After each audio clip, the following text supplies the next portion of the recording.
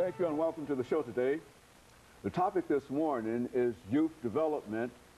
The organization is a vision of hope, and we have with us to talk about a vision of hope, the youth developmental organization, Mr. FDuBose, Jr. And of course, Mr. DuBose, let me welcome you to the show this morning. And to tell you how delighted we are to have you here, Mr. DuBose, primarily because this topic that we're dealing with this morning, vision of hope, youth development, is a much needed topic in this community as well as communities all across this nation, because we are having many, many problems this morning with our youth.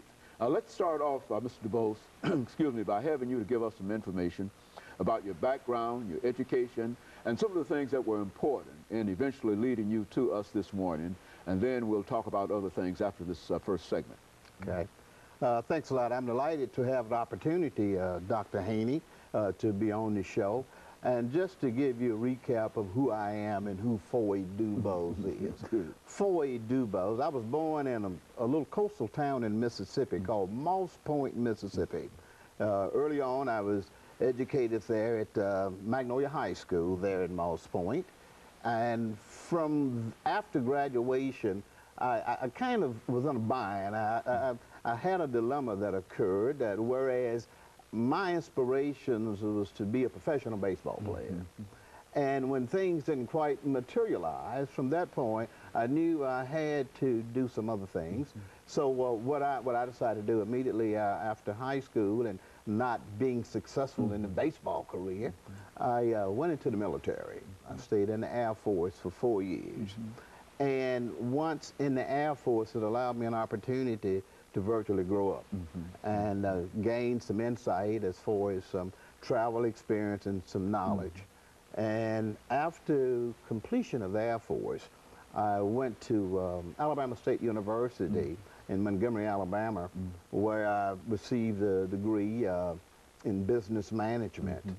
And that allowed me an opportunity to market myself a little better.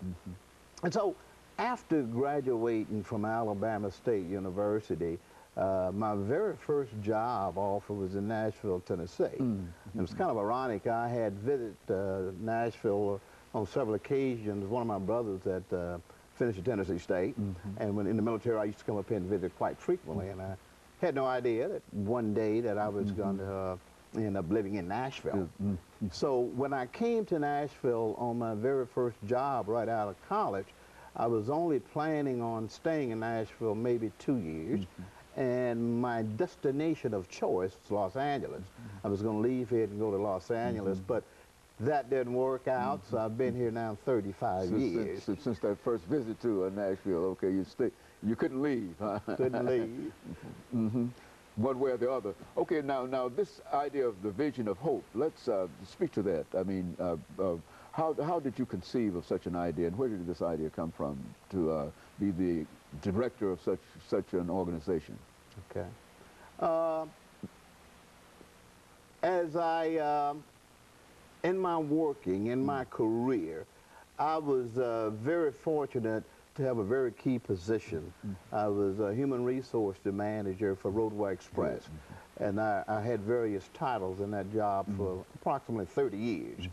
And once I retired, I wanted to be able to give something back to the community.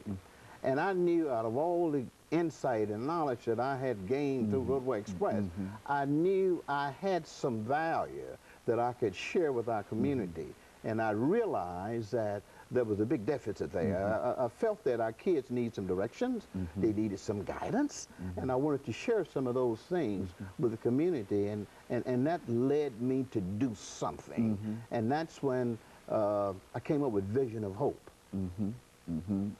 And your roadway career, I'm curious about that, because it seems that you sort of entered that organization at a time when there were very, very few people like you involved in that organization. Is that not? I mean, in terms of the upper ranks of that organization, Roadway. Very true.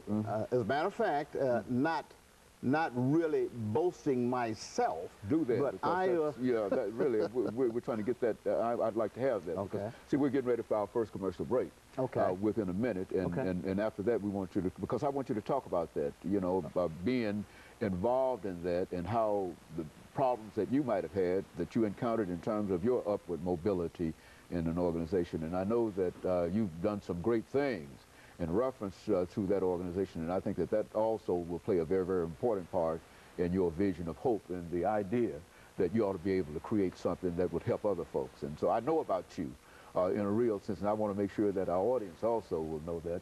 And of course, we'll be back with our audience following this very, very short commercial break.